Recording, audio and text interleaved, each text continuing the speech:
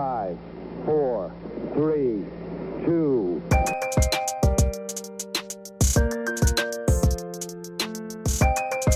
Tier 1 performance.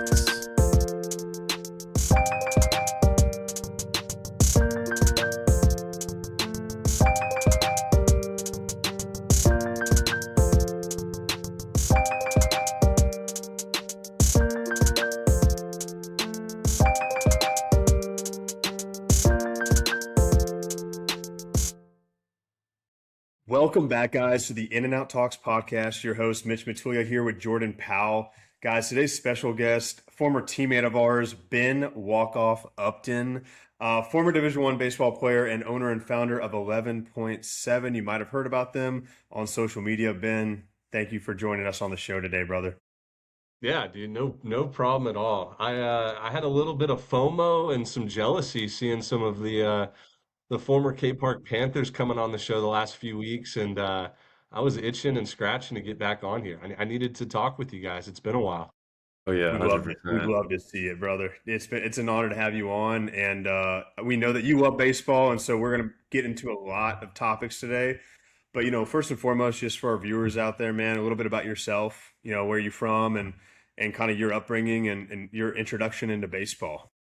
Yeah, 1,000%. So I've always joked around, like the Sunday Night Football intros, and it's like, J.J. Watt, Wisconsin. They say the school. I always made some jokes with my buddies at Mercer or Blinn Junior College that if I ever got a chance to be on screen and say Ben Upton, where are you from? I would say Kingwood Forest Cove Little League. That's where I feel like everything was. I don't know, my love for baseball started there. So. Yeah, but my name's Ben Upton. I'll do a college intro here, stand in front of the class and say it. But Keep it classy. I like Ben it. Upton, born and raised Kingwood, Texas. Lived there until I graduated high school with you guys, and then went on the athlete journey of trying to find any school that would take me to play baseball. So that led me to a little small town in Martin, Tennessee, to play for the UT Martin Skyhawks for a year. Transferred to Blinn Junior College in Brenham, and then spent my last 2 years playing at Mercer University over in Georgia. Stayed in Georgia for a while, and then just moved over to South Carolina a few years ago after my son was born. So I'm still down here in the Low Country. Dude, that's awesome. Yeah. And for all you viewers out there who don't know this, but Ben and I were on the same travel baseball team when we were 10 years old, called the Lake Houston Gators, coached by both of our dads. And so we go way back. Legends. And dude, and that was back in their prime. Their testosterone was at their peak levels, and dude, it was a wild time. Craddock, Corey Mock, So much fun, E.T. though. Englehart, Michael Campos. I mean, dude, the whole crew, crazy I could team. still name that whole roster, dude. The 10 and under and 11 and under Lake Houston Gators. We deserved our own reality show at sometimes, especially with some of the characters we had on the team, and then the parents were a different story too. Yeah. And that was back before travel ball was really travel ball. We have to remind ourselves that 2004, 2005. I mean, what was there a handful of travel ball teams in the Northeast It was Houston just area? getting started. I know. It that. was The so Humble new. Lasers and the Kingwood Colts or something. That was it. Yeah. Kingwood Yeah. Knights. Kingwood Mustangs. Yeah. And for our Mustangs. sector in Houston, the Kingwood Humboldt has to hit a pocket. That's arguably one of the best baseball sections of Houston, other than Tomball, Montgomery, Magnolia. You know what I mean? So that's currently right now too. yeah, and that's how it stands today. Is North Side and Northeast Side. That's pretty much baseball hub of Houston. But dude, you've always been a spectacular best first baseman I ever played with. Always getting me out of trouble with my bad throws from time to time, and could always rate. Time out, Mitch. No. He's I lying. need to apologize to you because there was nothing that made you more mad than whenever we would throw it around the horn after getting it out. I would launch it over your head probably twice a game, and that was the only time I saw you mad on a baseball field. Was around the horn. When throw it off, cool, man. I was I could see it in your face, and I had the yips throwing you the ball. You know what I'm talking about too. Oh, dude, yes. Yes, need to pick it. That's all that mattered. I was like, you know Yeah. what? As long as you pick it, I'll let you throw it in the outfield. Throw it to a revolving door out in left field, whoever was out there. Whether it be Craddock, whether it be Velco, or whoever was out there, you know. Um, but bro, I mean, we played together for so long, but your journey was so different Yeah. after high school, and I also want to highlight that to these kids because it's like it's not all rainbows and unicorns, like because you batted like I mean, what was your recruiting process like, out of high Yeah. school? So it was like nothing for a long time. So the summer after my junior year, so going into the fall of the senior year, I mean, we didn't have a high school coach to like fall back on to like help us get recruited because Buddy Thames retired. So we were without a head coach for high school. And then I played for a travel ball team that was just local, the Bayou City Gators with Ronnie Soule, who's awesome dude, like one of my favorite Yes. dudes in the whole country. But like he was also not somebody that was like he would help you with recruiting, but like he wasn't like he Hands was trying to on. win games and play, summer baseball competitively, which I loved. Mhm. I hit pretty well in a couple showcase tournaments. Like we would travel a little bit. We went to Atlanta for one, and I think I played good enough to like get some traction from some JUCOs and some non D1s out there.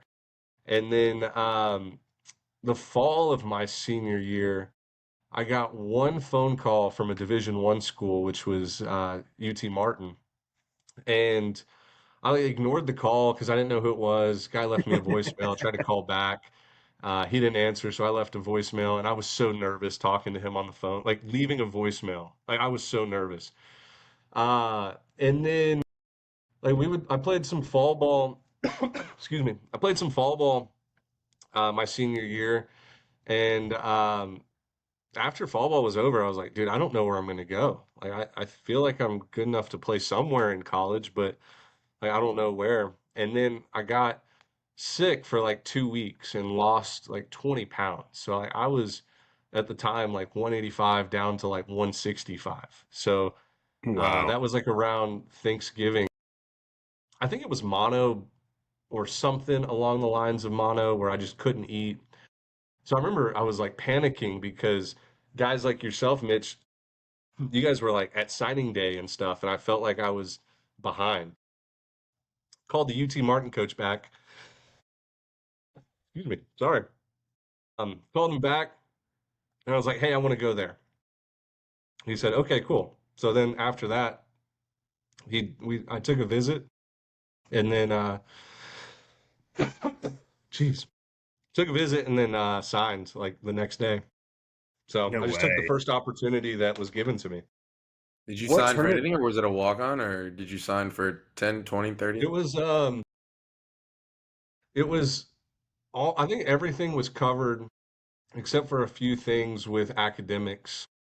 And Nice. then at so I guess I didn't get athletic money until the like the December break after my freshman year.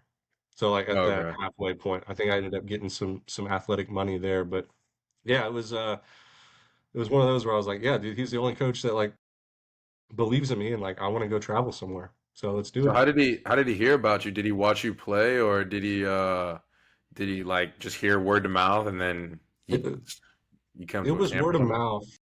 It was word of mouth. I forget the connection, but like what people will learn is like everybody in the college industry like knows somebody or they know somebody that knows somebody and like word spreads pretty quickly Hmm. because all college coaches like trust each other.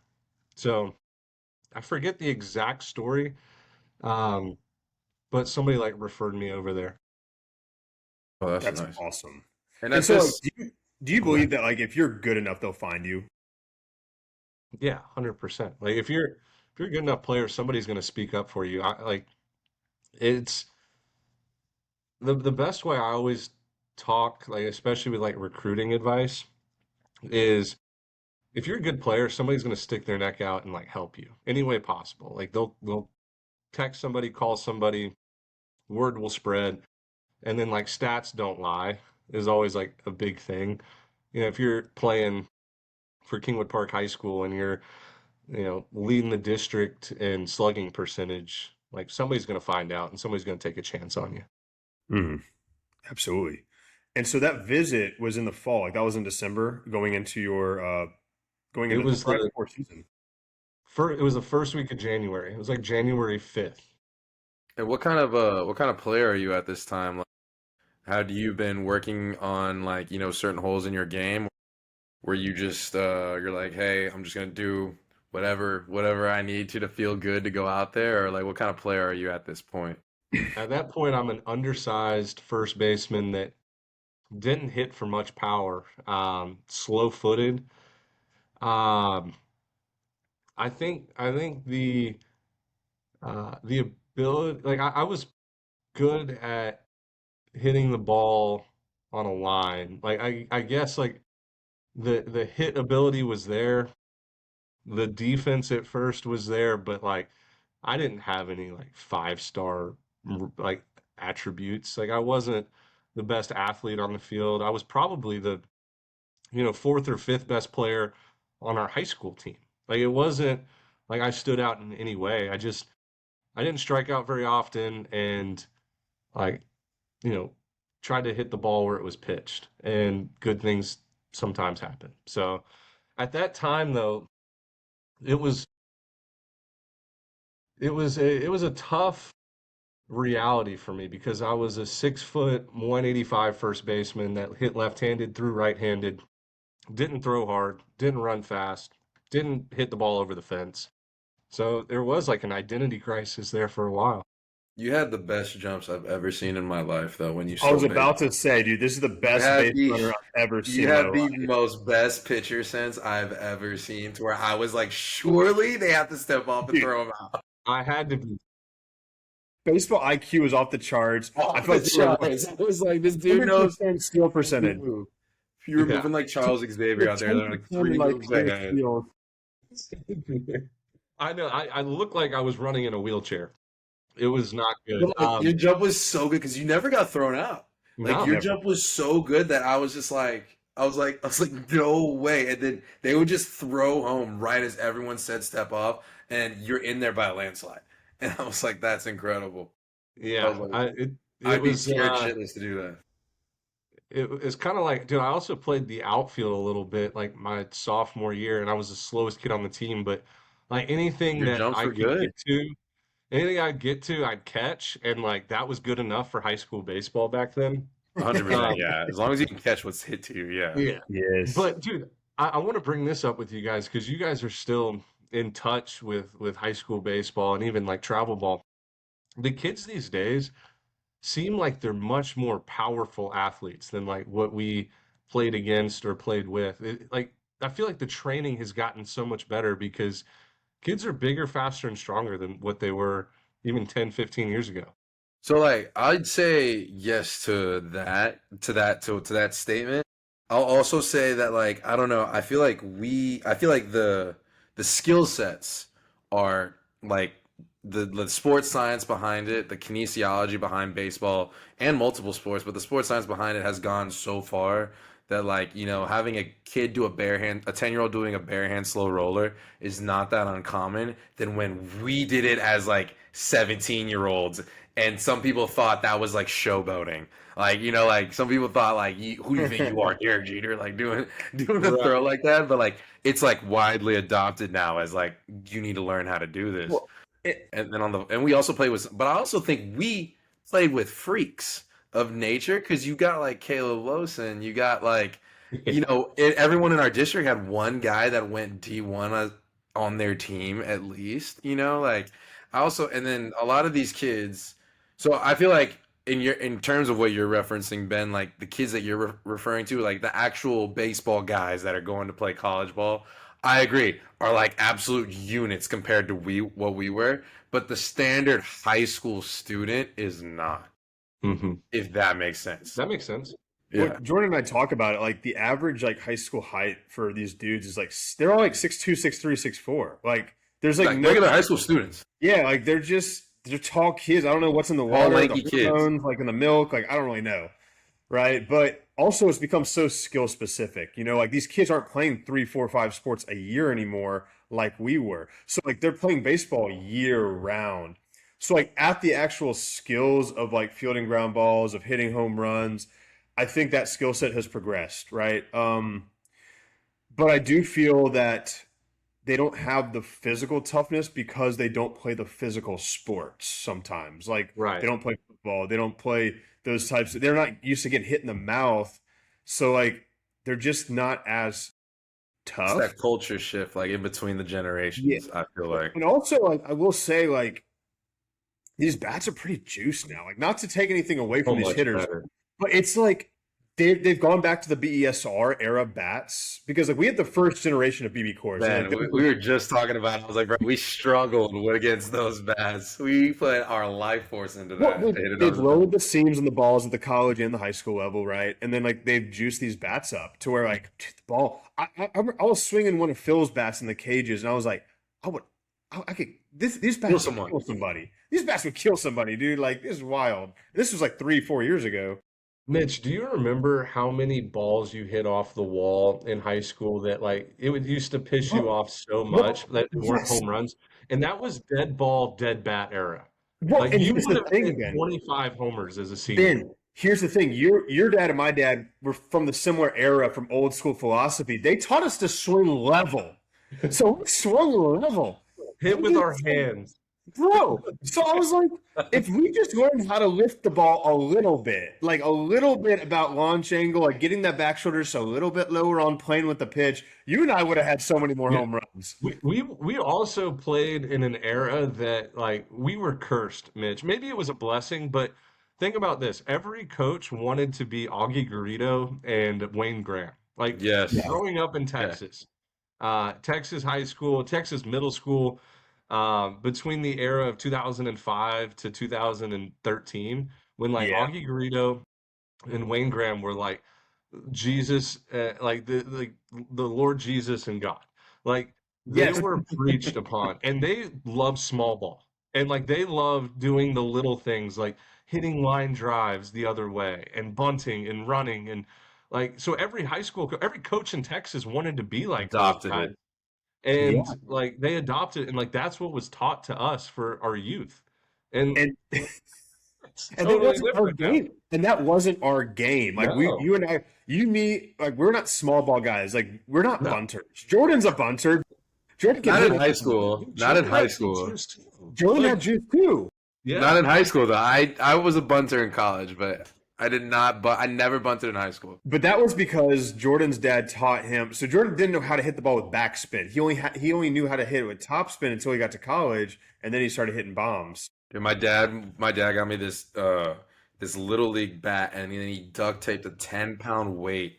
And Oh like, yeah. what would happen is when I started facing like harder pitching, like sometimes my wrist would break on contact just because, like probably because of bad timing on my part, not necessarily because I'm weak. My dad took it as a sign of weakness, and he would literally have me 100 times a day just practice rolling over my wrist, which is, I Well, swear to God. that's why you have those big wrists now, big Yeah, forearms. probably. And that's also why I would smack balls and it would dive into the outfield and I would never hit any home runs. I think I had 5 home runs my senior year, all topspin bombs.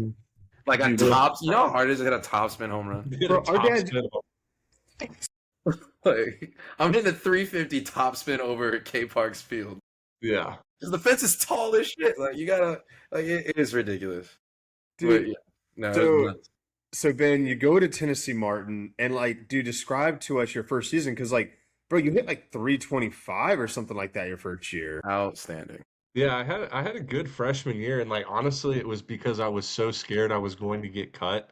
Like in my head, Back against the going wall to feeling. UT Martin, like I was like, dude, I'm a freshman from out of state. Like, there's no reason for them to keep me here. Like, you got to do something to like prove the coaches that like at least I want to be there. So like I would hit in the cages nonstop. Like I'd be around the facility just to like try to show the upperclassmen like weren't great. Like they had terrible college careers and like the program never won games. Like it was a bad program Hmm. back then. So I don't know why I was trying to impress those guys.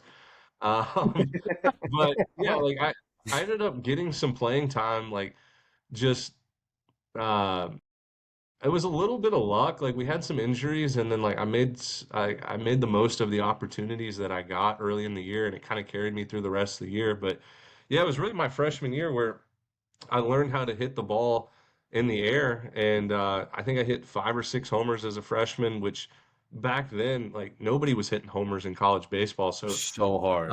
it was so hard. Like I think I led the OVC in home runs as a freshman. Um, just like swinging a bigger bat. Because guys, like I swung a 32-29 in high High school, school? which No is like way. You Really? hit yeah. a three? And then in You didn't college I swing swung it. a 34. I went two You just hit innings. the You 33 just hit the altogether. three? Wow. Wow. Dude, I swung a 32-inch Marucci You in just high wanted to school. The start cat? lifting weights all of a sudden? Yeah, just I started eating a lot. I mean, the freshman 15 was something that like it was so easy, guys. Like I probably put on like a freshman 30, just eating a calf every day, 3 times a day. I was living my best life. Wait, so the OVC, what conference was that? Yeah, what is Ohio Valley Conference. So Ohio Valley back you then, play Ohio? University of Ohio? no, it was I can name you all the teams. It's South or SEMO, Tennessee Tech, Oh, SEMO.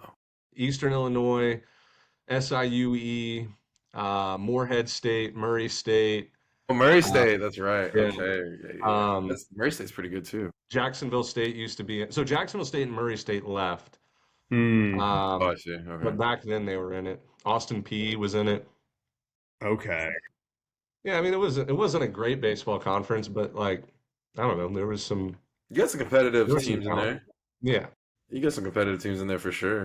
So you had like over 100 at bats your freshman year, right? Or close to it? Yeah, no, I played almost every game. Like there was some games against left-handed pitching that like I would sit, but yeah, I mean we at the end of the year we started 7 freshmen. Like we had our freshman class was pretty much everywhere except for pitcher and catcher.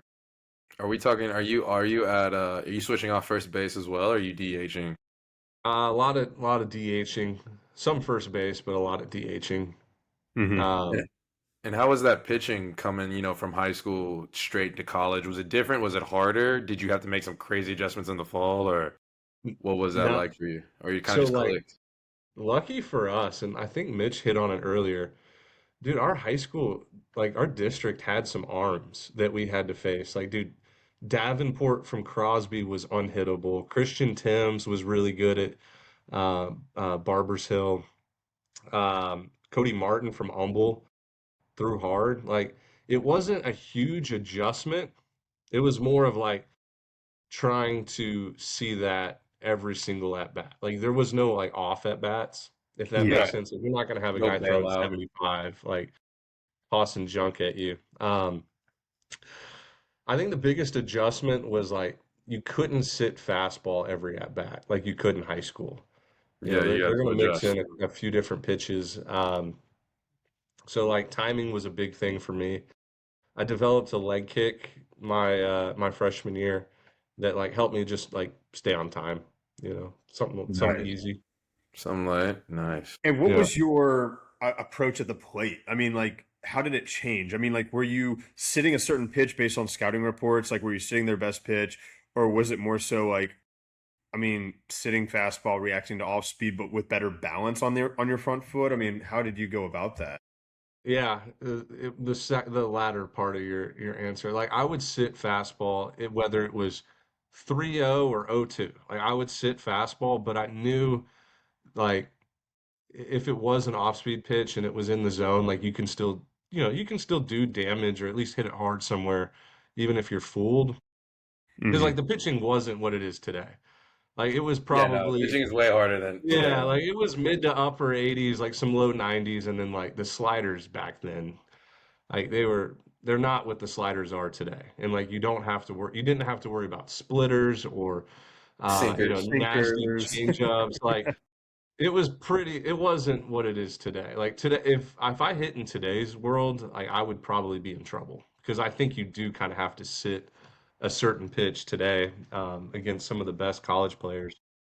But I think back the then, bats like, even it out. I think. yeah, but I think the like back bats even. then, if you just hit the fastball, like you were gonna get a fastball at some point in the at bat. Like sit fastball, um, just see it and take a hack at it. Yeah, I just couldn't miss it. Yeah, You're like, all right, I'm gonna couldn't get at miss it. least one. Yeah, no doubt. And then so like after that season ended, your freshman year, I mean, like what happened? Did the coaching staff get fired? I mean, like, Yeah, I was What was y'all's devastated. record? We were 9-43. We were like 297 in the RPI out of 303. Uh, Wow. I think dude, I was Southern was right behind you guys. yeah, like right behind us. So yeah, like Connor Baumgartner and Connor Brady May at Southern. Yeah. Brady. Um, dude, we were bad, but like I was devastated because we had so much potential. Like we started winning games. I think we won like 6 of our last 15 games, Hmm. which like doesn't like 6 and 9 in your last 15 isn't great, but we were like 3 and 40 or 3 and 35 at one point. And it was after we started playing like all freshmen. So like I was devastated whenever I got the call that a new coaching staff was coming in and they weren't going to bring anybody back except for me and like 3 or 4 of my buddies. Like, it wasn't the whole group. And so I talked to the new coach, and the reason why I left was because, um, like, okay, so like, long story short, I signed a scholarship, like a nice athletic scholarship after my freshman year because Hmm. I was like all freshman OVC. I was all OVC, like everything. And the scholarship, the first time I talked to the new coach was there. And then like 3 weeks later, he's like, "Hey man, uh, we we used all our scholarship bringing in JUCO guys from the West Coast, and you can come back on the team. You're invited back, but it's going to be on as a walk on." And Disrespectful. yeah, and I was like, "Wait, are you being serious? Like, I thought I mean, I already signed the paperwork and blah blah blah." And he's like, "Oh, the paperwork was on the prior staff. Like, this is everything resets. It's new." And so it just left a bad taste in my mouth. Plus, all of my like 6 freshman buddies or 7 other freshman buddies were not coming back. So Mm. I was like, all right, well, I'm going to transfer. And that was back before the transfer portal. So I Right. would like after I said I was going to transfer to this coach, I'm like, oh I shoot, gotta go what do I find a do? school. Yeah, like what do I do? Like, do I go sit out? Because it was either sit out at a different school, a different Division 1 school, or go to junior college. Hmm. And I almost messed this up too. So I had a spot, Blinn College, thanks to James Berry. Yeah. James vouched for me. Blinn was just coming back from a JUCO World Series appearance, and I told the Blinn coaches that I was coming, and they offered me a scholarship, and they're like, "Hey, please come." Blah blah blah. Well, I didn't show up to like this one tryout that they wanted me to go to, and I don't remember the reason why I didn't show up.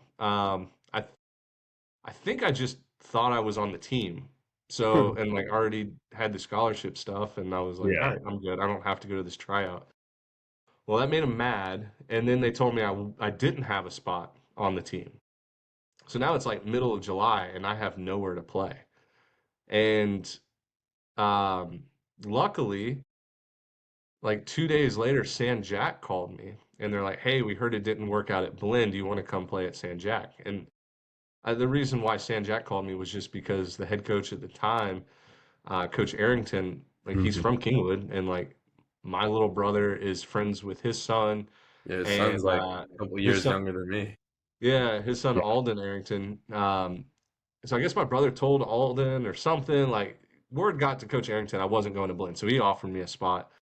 But I didn't want to go to San Jack because back then San Jack brought in like 60 dudes every They did. fall They and brought in like a lot of people. Yeah. brought in a ton Hmm. of guys and like and it was just going to be a very stressful fall, like to try to like make the roster. And if I didn't make it, like where do I go from there? So um, I called the Blinn coaches back and I'm like, hey, I'm so sorry for missing this tryout. Like I want to be a Blinn Buccaneer. San Jack has given me 24 hours to accept the scholarship, but like I don't want to accept it. Like I do not want to go to San Jack. And the Blinn coaching staff was like, "Oh, San Jack offered you?" I was like, "Yeah." And Negotiating 101. they're like, "All right, well, if you hate San," they're like, "If you hate San Jack, then like we want you. Like we hate those guys." So they're like, "Just please come this Saturday. We just want to do a workout with you. Like it'll just be you. Like we just want to see you before we offer you a scholarship." And I showed up, and after that, like was on the team. So I Cakewalk. almost I almost fumbled it bad. Like my backup plan was to go enroll at Stephen F. Austin and sit out a year. Like if all that didn't work. Oh Wow. shoot. That's Well, Yeah. crazy. meanwhile, are you even playing summer ball at this point? Like, No, dude, I'm no. not. You hadn't I'm seen good. live pitching in over like 5 months. Yeah, literally. Haven't seen it since like the second week of May. And yeah, like I Yeah. was not playing. I had places I could have played, but I turned them all down because I'm like, I don't want to play summer ball in Ohio. Um, like I want to go back home. Like I live, I'm living in Tennessee. Like I want to go back home and hang out with my buddies. And like almost screwed myself up big time. Yeah. So how was Blinn when you got over there? Oh, it's the best, dude, and it still is. You love being a I, JUCO bandit? Is your yeah, coach still there? no, That it's different coach now. the coach. The coach I played for, I'm still very close with Harvey McIntyre. Like so many great things to say about him. Truly like a baseball guy through and through. He You played gotta get at him on. Blinn and then played at Northwestern State and then came back and coached at Blinn and was the head coach there for like 20 years. But yeah, super great guy. I love Brenham, Texas. Dude, it's such a sports town. Like everybody goes to like the Brenham High School football games and then Brenham High School baseball games, the Blinn games, like Blinn football. Like it's more than just Bluebell factories there. Like it's some diehard sports fans. And compared to all the other, I'd say most JUCOs in Texas, it's the nicest place to live by far. Like you're not in Ranger America out there in the middle of nowhere. You guys actually had like a decent sized stadium that seated Yeah, quite a bit of people. dude, it got better after we left too. Like they built this huge indoor facility now, and it's like it's like a D1 indoor facility at a JUCO. It's That's awesome. sweet. Yeah.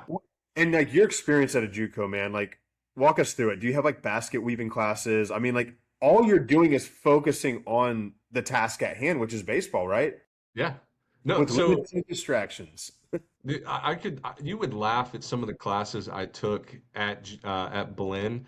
The problem, so I did run into a little bit of an issue. I don't know if it's still the same requirements in today's world, but back then, if you went from a four-year school to a two-year school and you wanted to go back to a four-year school, you had to graduate with your associate's degree at your At JUCO. Blinn?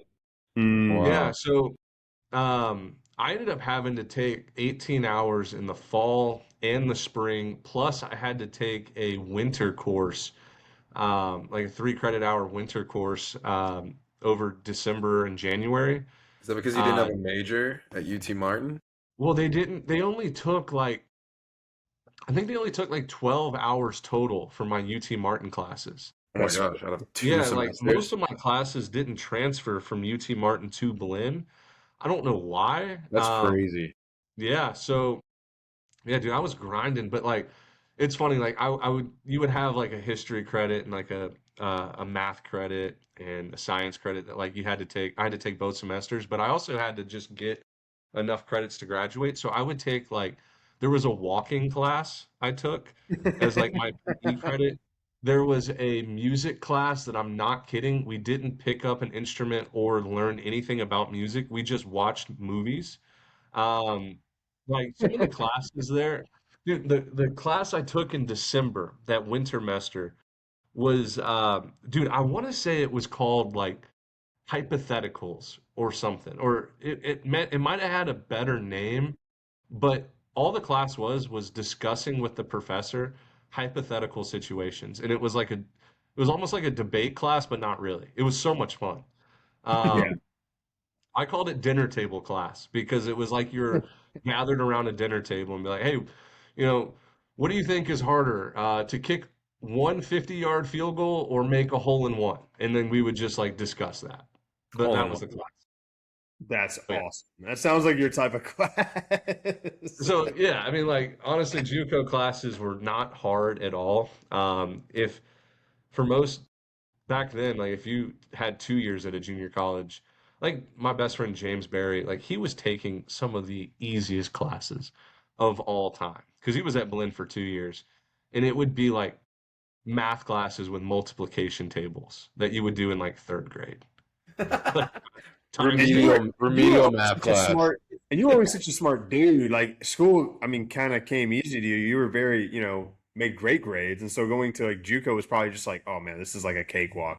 Oh, it was easier than high school. It was so easy, dude. I loved it because it really did. It let me focus on baseball, like learning how to lift weights properly, just hanging around the facility a lot. Like the good thing about junior college back then was there was no restriction on practice time. Mitch and Powell, like when we were playing at Division I schools, they could only see us like 4 weeks out of the fall, and we'd have like 4-on-1s that would only be like 45 minutes each, and like the rest was on your own. Yeah, for sure. JUCO baseball, we would be out there sometimes from 3 p.m. to 8:30, like just playing ball, inter squatting. So let me ask you this. Compared to high school, did you learn more at UT Martin or when you were at Blinn when it came to baseball? And I guess being a better player. Yeah, no, 100% Blinn. Now, there was I learned a lot of lessons at UT Martin, more about like character And and the process, and behind the yeah, scenes the process. process, like getting a good routine and slowing the game down. Like a lot of mental stuff came from UT Martin, especially since like we were losing a lot of games. You kind of had to use that time to like uh, you had to use the losing time to like build you up for big Mentally moments, prepared. right? Yeah, Yeah. like mentally prepare you for to make small moments big moments, I guess. But yeah, Blinn, like this, the skill development was some of the best I ever received. Everything from the weight room to pitch selection to like I don't know, like hitting the ball hard. It was good. Do you think JUCO And transformed you to do that, or do you think it was because those coaches in particular helped you? dude, I think I learned a ton from the players, man, because at Blinn, and I think this goes at any college, but especially at junior college, like you get guys that are like not afraid to like get in your face and like um, tell you off for a better word or like call you out.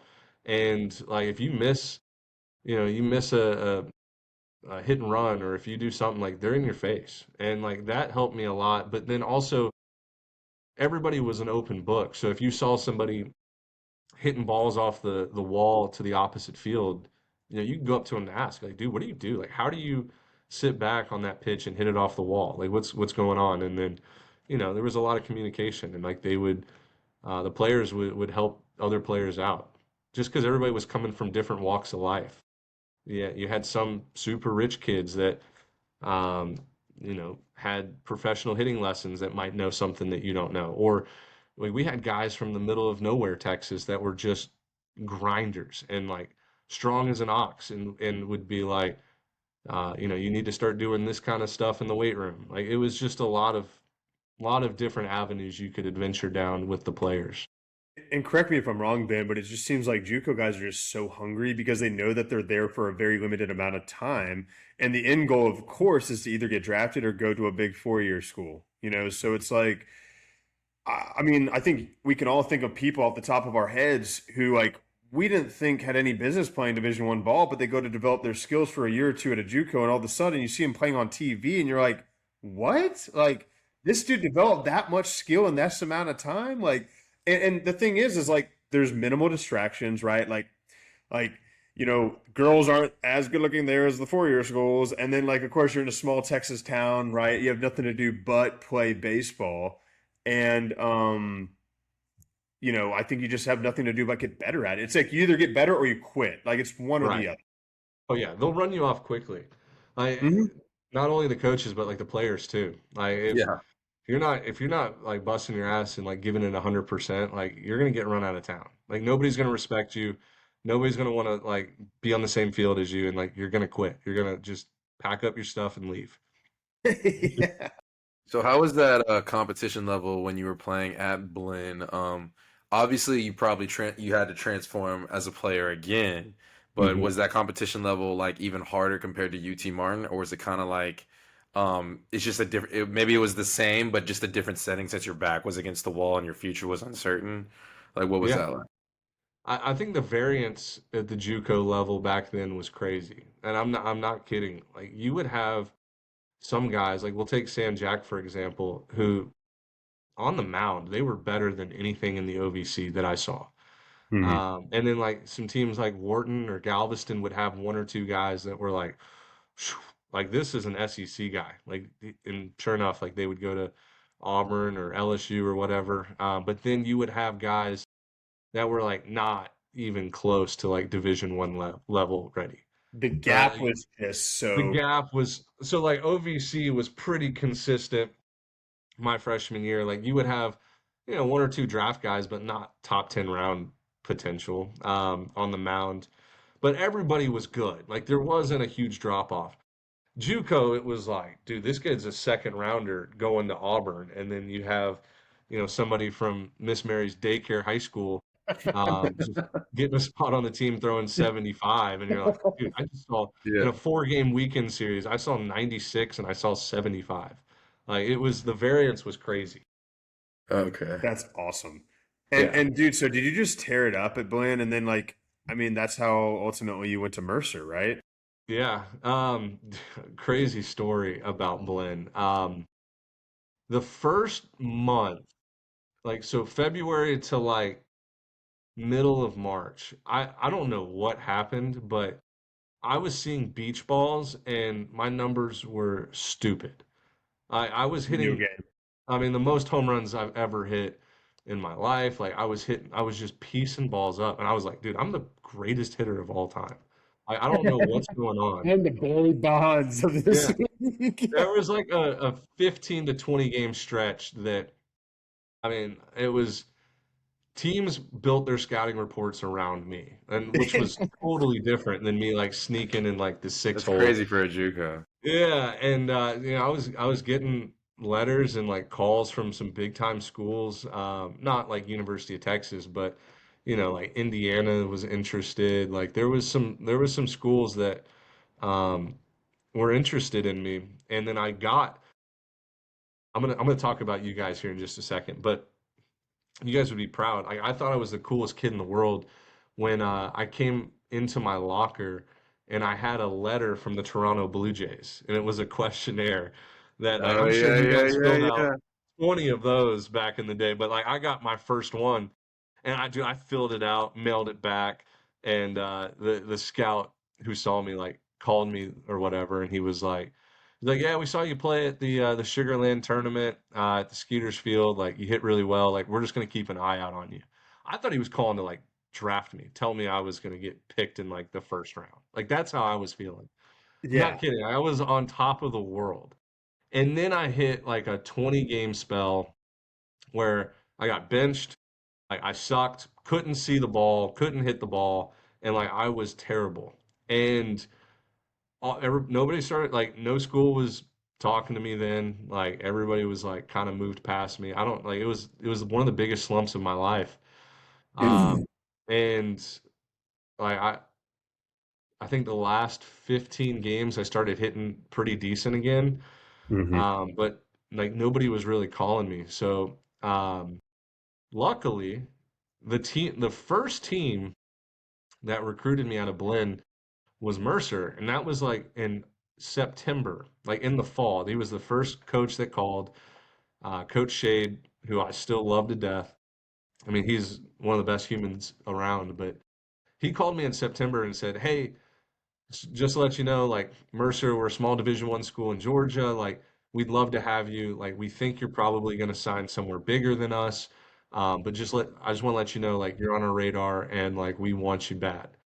And from like September all through, all through fall ball, he would call like every 2 weeks when I was doing well, when I sucked, when I wasn't even playing. He called and called and called. And then finally, before our conference tournament at Blinn, so like in May, he called and so I finally asked him like, dude, like, did you not see that like I was awful in March and April? Why are you still recruiting me? And he's like, dude, you're our guy. Like, we want you. And on that phone call, I was like, whatever I need to do to like commit to you or sign, like, I want to do it now. Like, you're the only one that like rode with me through the highs and the lows. Like, I was embarrassed to pick up the phone when I was like not playing. I was benched at Blinn for a 3 week, 4 week spell. I was embarrassed to pick up the phone and like talk to this guy, but he acted like nothing was wrong. Like dude, listen to this. He flew down. Coach Shade flew down to watch me play against San Jack, and I didn't start. I didn't play. It was a doubleheader on a Friday. I had one at bat. It was a pinch hit. And like he called me the next day and he was like, "Hey man, we still want you. Like I know you're struggling, but like we still want you." And like that kind of loyalty like stuck out Rare. to me, and I still live by. It like switched something in my brain where I was like, "Oh, dude, loyalty is like the greatest thing a human could have.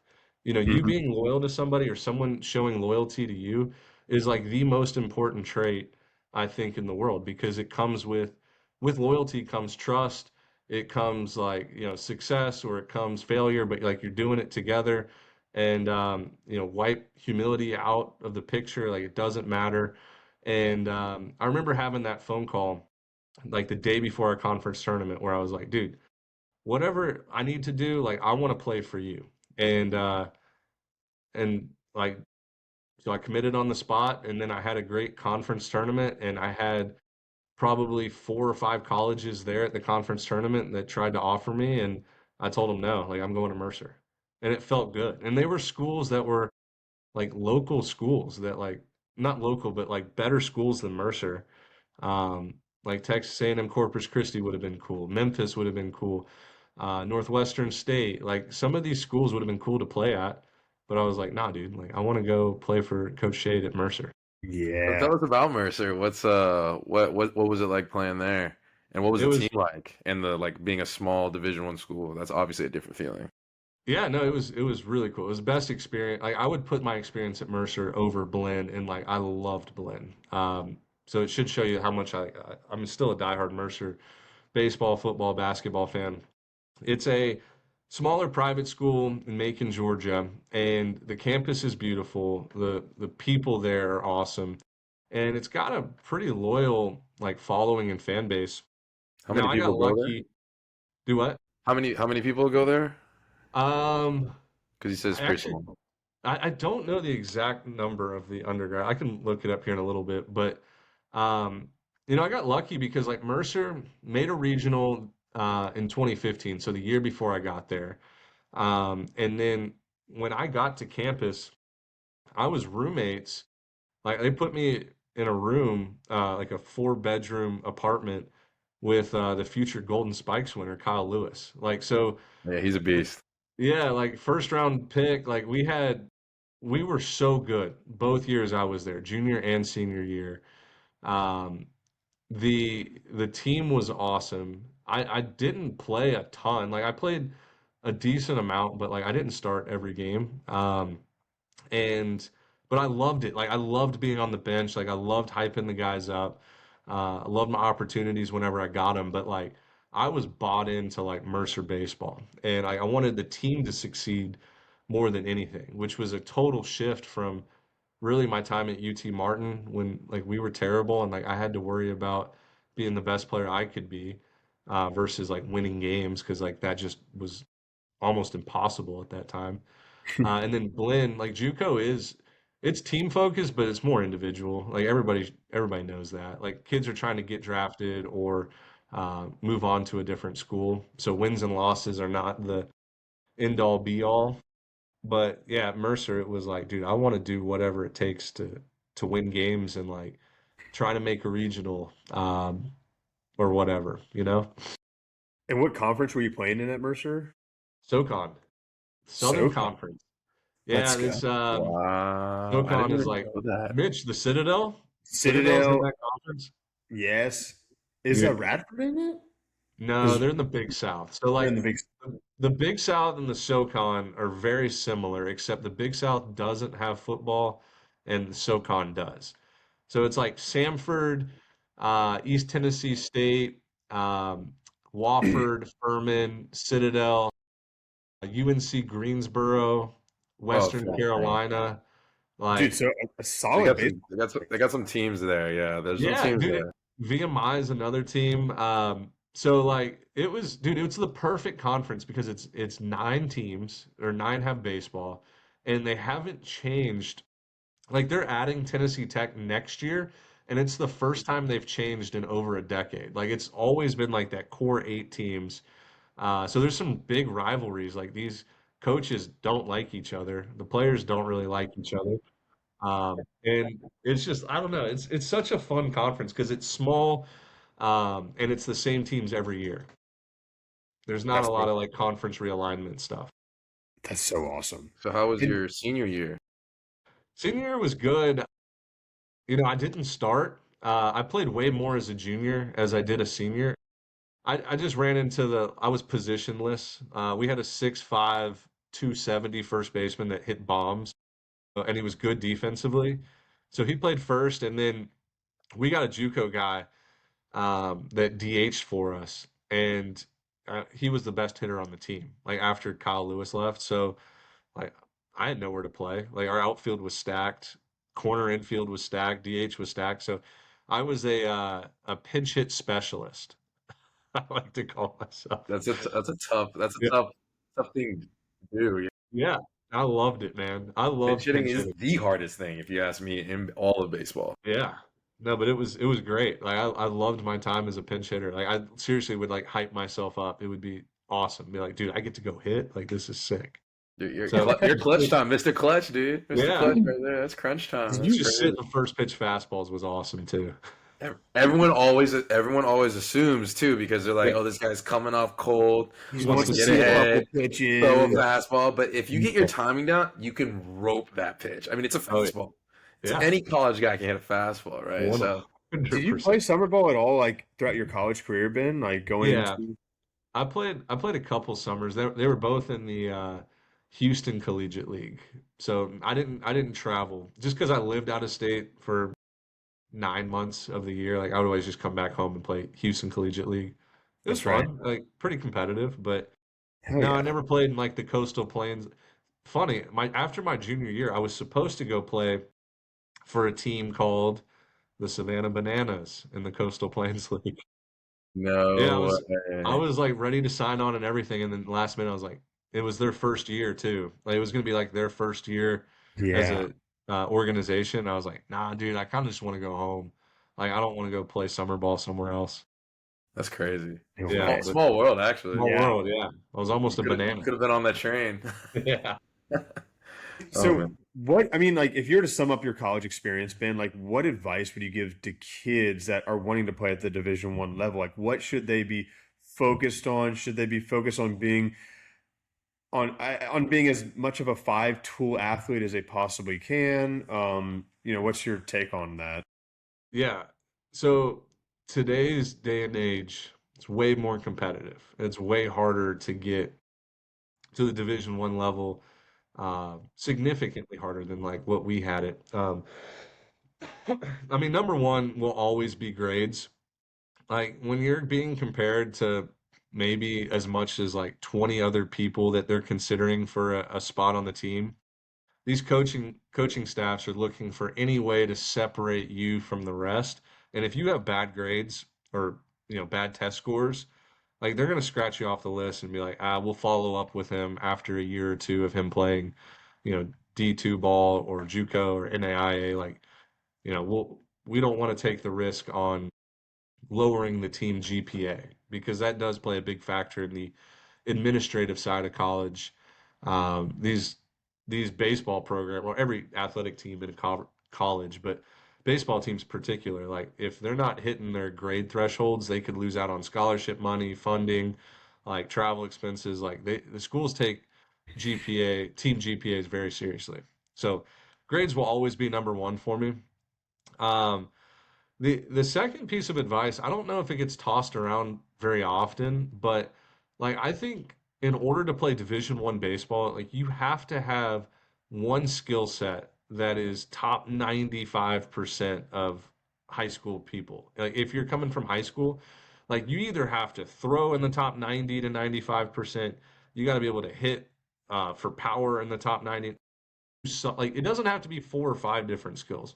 If you can Hmm. just do one thing better than 9 out of 10 guys, there will be a Division One school that's like, yes, we will take him. It could be running, it could be hitting for power, it could be throwing hard, like it could be as simple as like, dude, like a defensive wizard at shortstop. Like D1 schools would die for that because nothing pisses off a coach more than like messing up a routine play, right? 100%. Like if you're a shortstop in high school and you make the routine play and like have a great fielding percentage and you look good doing it, there will be a college that's like, hey, we will take him and we will teach him how to hit or whatever. So, going back to my thought, like you got to find what skill you're the best at and like completely dedicate your life to that skill. So, being a really good player in one aspect, you don't have to focus on all of them. Obviously, make sure you're a well-rounded player, but try to find what you're the best at and be even better at that. I like that, man. That's super sound advice because I mean, I think some kids like they find themselves just lost as to like, okay, like what do I need to work on? Like how do I get seen? It's like, dude, if you're good enough, they'll find you. If you're the top, if you're a plus at this, and this, you're gonna get offers to the next level. You know what I mean? But the key Yeah, is to and be plus at just a couple of things. for sure. Something else too, like don't like swallow your pride. Like don't think you're too good to go play somewhere. If a coach wants you to come play and he's the only one asking, and go play for him. Because if you produce at the D3 level for a year and become all conference as a freshman, I promise you there's going to be bigger schools that will be calling you if you enter the transfer portal. Like coaches just want to see out of the transfer portal immediate impact on their team for next year. Like, can you play at this level? You produced really well at the last level. So, like, yes, we will take you on this team. I think that's super sound advice because like you're only going to develop and get better over the years. Like, you know what I mean? Like I think there's some early bloomers that like were committed to UT whenever we were like sophomores in high school or freshmen in high school, right? But they were also they had their grown man bodies, right? Where it's like a lot of us that were more of late bloomers, we didn't start getting like really good until our junior, senior years of high school. And then it's like, as long as you keep progressing, really, I mean, you never know how far you can make it in this game. Yeah, 1000%.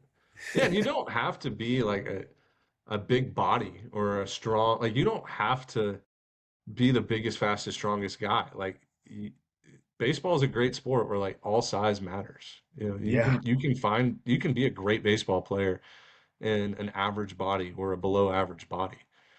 There's still a lot of skills that you have to possess that some of the bigger body people don't have. Or their bodies break down because of how big they Yeah, are, right? for sure. And so, dude, walk us through like talk to our guests about what you got going on with 11.7. Yes, yes, Yeah, yes, yes, yes. it's a passion project I started in January of 2019.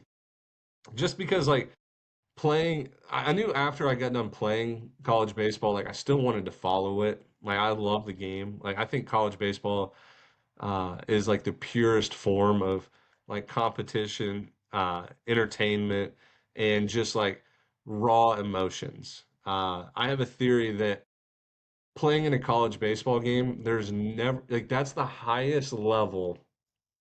Like like Powell, you played in an NCAA regional and beat South Carolina as a 4 seed. I remember watching that on TV. Like that game is the highest level of baseball until you reach the major leagues. Yes, I would Because agree. the atmosphere, the attention that you get, like the once you get into the minor leagues and you're traveling on buses from like Boise, There's Idaho no to like crowd or anything. yeah, St. George, Utah, like there's no crowd there. Nobody There's no, cares. Like it's not even a in pro team thing. ball, Yeah, it's like JUCO where like everybody's just trying to get to the next level. But the team true. camaraderie of college baseball, like, and the importance and focus on winning is the highest level that players will have until they reach the major leagues. And really, like MLB postseason, like it's like that kind of stuff that like I love. So, It's real um, baseball at its highest form. yeah, it's baseball in its highest and purest form. So like I knew I wanted to like after I got done playing, like cover the sport and like showcase and like really hit on like mid-major schools that don't get a ton of attention and love because I think there's millions of untapped stories inside that level and people that actually care. So yeah, I just started like a social media website, YouTube channel, like just to I don't know, highlight big moments and promote the sport. Since then, I've got to meet really cool people and like have a few guys that work for us. James Berry was one of the co-founders. He did it for 2019 year, and Shout then my out, guy James. Dimitri Cordis, who played with me, he went to Mercer too. We actually never played with each other, but he's been with me since 2019, and then now we got a couple other guys that are working for us too that love the game of college baseball and like want to promote it on like a social media platform. So it's turned out to be really cool and really just opened the door for like a lot of connections in the industry. Like that's been a real blessing. Wow, that's awesome. That's so awesome, dude. We love following it, man. Like I Yeah. love your content. And so, I mean, for our viewers out there, I mean, where what platforms can they find you on? Yeah, we're on Twitter. I'm sorry, X is X Yeah. the everything app. No, they call it. It's just at 11 POINT 7 11.7, and then like we're on Instagram, YouTube. I think we have a Facebook page. I don't think it's very big. We hardly ever post on Facebook, but most of our stuff is on Twitter. Like that's where we do most of our social media work. And we have a website too that's really cool. We've built it up over like the last 5 or 6 years. So it's just 11.7.com. That's awesome. That's awesome. And we'll be Huge sure to fan. Huge tag fan, by the way. we'll be sure to tag all that too on these and just kind of like, get some more Yeah. exposure out there and get some more eyes on what you guys are doing because I mean we love it. I want an Thank you. 11.7 hat.